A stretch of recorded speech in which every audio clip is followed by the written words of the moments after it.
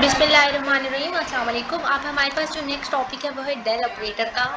Del operator आपने इससे पहले वेक्टर एनालिसिस में इस ऑपरेटर को पढ़ा होगा। ये डेल ऑपरेटर के किसके इक्वल होता है? Partial by partial X I hat, partial by partial Y J hat, partial by partial J K hat के इक्वल होता है।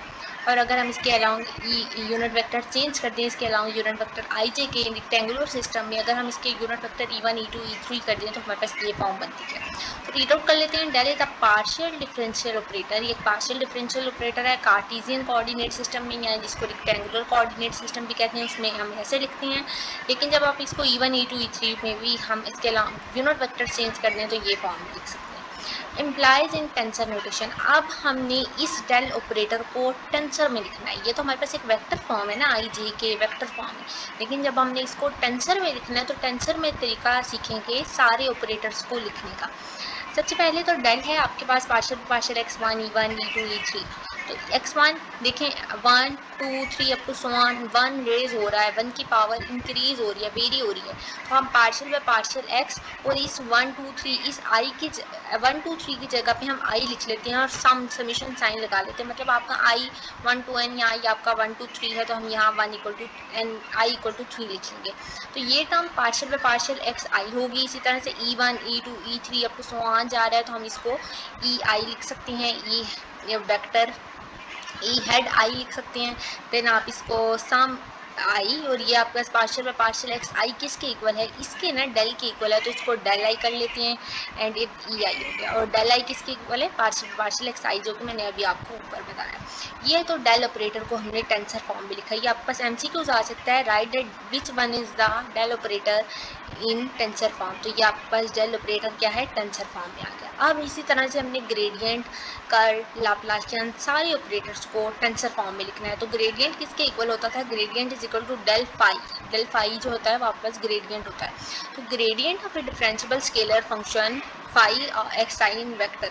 अब आपके पास जो वेक्टर फॉर्म में जो इसका ऑपरेटर होता था वो डेल फाई होता था। और हमें डेल पता है, आपने सिंपल क्या करें आना, डेल को हमेशा याद रखना है। Del is sum of I partial by partial X I, ये है। और फाई आपने आगे एज इट इज लिख लिया, और ई आई आपके पास एक्स आई से आ रहा है। मतलब कि क्या मतलब है इसका? आपने बस ये वाली चीज़ याद रखनी है, ये वाली टर्म, ठीक है। अब डेल फाई है, डेल की वैल्यू तो हमें पता समझ आ गया है कैसे, और इसके आगे आपने सिर्फ फाई का फंक्शन लगा लेना है। तो आपके पास ये ग्रेडियंट हो गया in terms of tensor, tensor form आ गई है। और इसकी कंपोनेंट फॉर्म लिखनी है अगर, तो डेल आई, डेल फाई को ओपन कर लें, डेल आपके पास आई कंपोनेंट तक जा रहा है तो डेल आई कर लें। अब फाई तो फाई हमारे पास नहीं ना पता कि फाई क्या है, तो हम फाई एज इट इज लिखा रहने देंगे। Partial by partial X I phi हो गया। और ये कंपोनेंट कौन कौन से हैं? फाई और आई के कंपोनेंट है। इसके बाद आपके पास जो नेक्स्ट है वो divergence, del dot A. Del हमें पता है partial by partial X I sum of I, और ए आपका वेक्टर जो है वो वेरी हो सकता है A1 A2 A3 फॉर्म में, तो हम इसको ए आई लिख लेते हैं। तो ये हमारे पास टेंसर फॉर्म में डाइवर्जेंस की फॉर्म आ गई है। सिर्फ जो बात याद रखनी है वो डेल को याद रखना है, सारी फॉर्म खुद बहुत बनती जाएंगी। देन डेल डॉट ए, आप इसको डेल्टा आई जे, आपके पास अगर आप डेल्टा आई जे फॉर्म लिख लेते हैं, then partial A I by partial X J, ठीक हो गया। Then partial A I by partial X I, यहाँ से क्या है कि जे आपके पास क्रोनिकल डेल्टा की कंडीशन लगाएंगे, डमी है तो यहाँ पे सिर्फ आई टर्म रह जाएगी।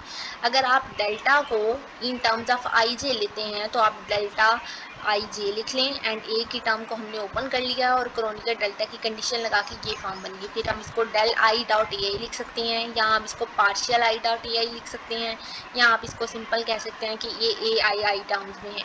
ठीक है, आपके पास डाइवर्जेंस की यहाँ पे हमने दो फॉर्म्स पढ़ी। एक डेल्टा फॉर्म से हमने डाइवर्जेंस को निकाला, एंड देन आपके पास एक सिंपल फॉर्म जो हम पीछे ग्रेडियंट को भी जिस तरह से फाइंड आउट किया। अब हमारे पास कर्ल डेल क्रॉस ए, उसी तरह से sum of partial by partial X I cross A जब करेंगे तो क्रॉस ए आई कर लेंगे, इसको ओपन कर लेंगे। लेकिन अगर आप कर्ल फाइंड कर रहे हैं कंपोनेंट फॉर्म में तो अब आपने एक बात याद रखनी है, सिंपल ग्रेडियंट के लिए कोई फंक्शन नहीं, हमने simple gradient as it is लिख लिया। लेकिन जब आपने डाइवर्जेंस पढ़ा तो डाइवर्जेंस में आपने क्रोनिकल डेल्टा को यूज़ करना है, क्रोनिकल डेल्टा की टर्म यूज़ करनी है। डाइवर्जेंस के साथ क्रोनिकल डेल्टा को हमने यूज़ किया।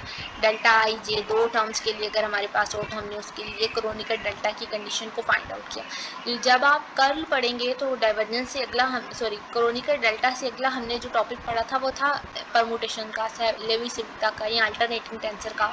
तो इससे अगला जो टॉपिक था वो क्रोनिकल उसका था एप्सिलॉन आई जे का।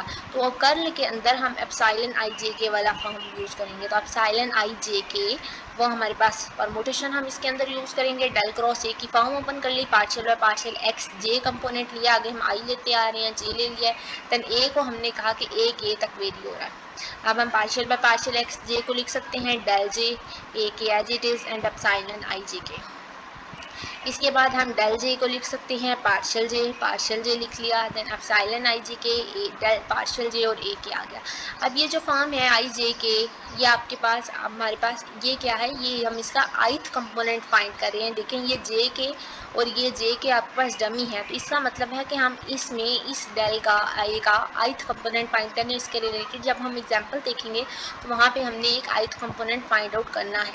इसके बाद आपके पास जो नेक्स्ट है वो लाप्लाशियन है। डेल स्क्वायर फाई ग्रेडियंट का ऊपर अगेन डेल ले लें तो वो आपके पास लाप्लाशियन बन जाता है।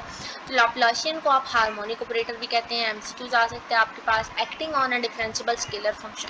अब डेल स्क्वायर फाई है, डेल जैसे हम आपने उसमें देखा कि हम डाइवर्जेंस के अंदर क्रोनिकल डेल्टा की कंडीशन यूज़ की, तो इसी तरह से हम यहाँ पे सिंपल आप पहले तो डेल स्क्वायर फाई को ओपन करें तो डेल स्क्वायर फाई आपके पास क्या होगा, पार्शियल बाय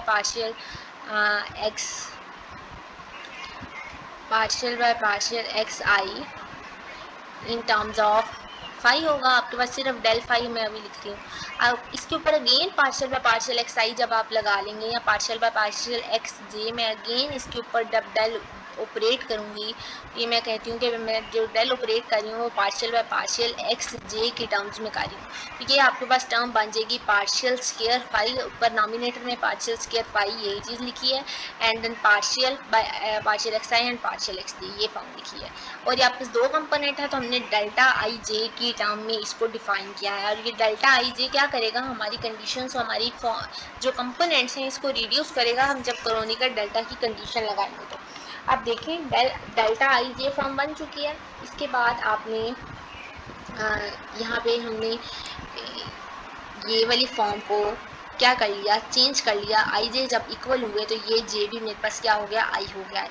और अब हम इस फॉर्म को डेल आई लिख सकते हैं, partial square by partial X I को, और फाई आ गया एज इट इज़ आ गया डेल आई, और डेल को हम पार्शियल आई लिख सकते हैं, और आपके पास ये फाई और आई के कंपोनेंट्स बन चुके हैं। इसके बाद आपके पास जो नेक्स्ट है वो है एग्जाम्पल। डेल डॉट आर को हमने एन के इक्वल प्रूव करना है, लेकिन वेक्टर में नहीं करना, टेंसर में करना है। तो टेंसर में जब आप इसको प्रूव करेंगे तो डेल डॉट आर, सबसे पहले तो डेल क्या है, पार्शियल आई है, और आर क्या है, एक्स आई वाई जे जेड के होता है, या x1 x2 x3 होता है। तो x1 x2 x3 को हमने एक्स आई कर लिया। देन ये आपके पास कौन सी फॉर्म बन गई, पार्शियल एक्स आई पे पार्शियल एक्स आई बन गया। देखिए जब आप इसके ऊपर डेल डॉट आर लिया, आई जो है यहाँ पे डमी है, sum is not mention due to Einstein summation convention, then partial X I में पार्शियल एक्स आई, और आप इसको क्रोनिकल डेल्टा की फॉर्म में लिख सकते हैं। जब आई और आई इक्वल होंगे तो आपके पास एन के इक्वल आ जाएगा। और उन्होंने ये इस फॉर्म को एक्सप्लेन किया हुआ है पार्शियल आई एक्स आई फॉर्म को, कि हमने एक्स जो है वो x1 x2 x3 यहाँ पे लिया, और ये एक्स आई ई आईज बन गए हैं। और जब हमने इसके ऊपर डेल ऑपरेट किया तो ये पार्शियल आई की जगह हमने पार्शियल बाय पार्शियल एक्स आई लिखा, और ये एक्स आई हमारे पास आर की जगह पे आया है। ठीक है, तो हमने हमारे पास इसका आंसर एन के इक्वल प्रूव होगा। इसके बाद जो नेक्स्ट एग्जांपल है वो डेल क्रॉस आर की है। डेल क्रॉस आर कर्ल में हमने पढ़ा कि हम परमुटेशन यूज़ करेंगे, आई जे के यूज़ करेंगे, एप्सिलॉन आई जे के मैंने वैसे ही लिखा, देन पार्शियल जे डेल की जगह पे और आर की जगह पे एक्स के टर्म लगा ली। अब देखें जे के डमी है, और अब आईथ कंपोनेंट हम यहाँ पे वैसे ही यूज़ करेंगे। पार्शियल जे एक्स के की जगह वो कह रहा है कि पार्शियल जे क्या है, पार्शियल बाय पार्शियल एक्स जे है, और इस एक्स को के को हमने आगे एज इट इज़ लिख लिया। अब हम क्रोनिकल डेल्टा की कंडीशन यूज़ करेंगे। देखें आपके पास जो डमी बन रहे हैं, ये वाली फॉर्म को हम इसको लिख सकते हैं क्रोनिकल डेल्टा की फॉर्म में, डेल्टा जे के हो गया। अब जो डमी है जे और के इक्वल हो सकते हैं, जब जे के इक्वल होंगे तो ये जे किसके इक्वल हो जाएगा, के भी किसके इक्वल हो जाएगा, जे के। तो ये वाली टर्म आपके पास पूरी 1 के इक्वल हो जाएगी। और एप्सिलॉन आई जे जे, और जब क्रोनिकल डेल्टा की कंडीशन कहती है कि जो जब दो टर्म सेम हो जाती हैं तो आपके पास उसका आंसर जो है वो ज़ीरो आता है। तो ये जो जे जे जब इक्वल हो गए हैं तो इसके लिए हमारे पास आंसर जो है वो यहाँ पे ज़ीरो हो जाएगा और I into zero epsilon I zero आपके पास ज़ीरो आंसर देगा और del cross R in terms of tensor हमने प्रूव किया कि वो ज़ीरो के इक्वल होता है। इसके बाद जो third next on so on example हम अपने नेक्स्ट वीडियो लेक्चर में करेंगे। अभी तक के लिए इतना है। अल्लाह हाफ़िज़। Thank you.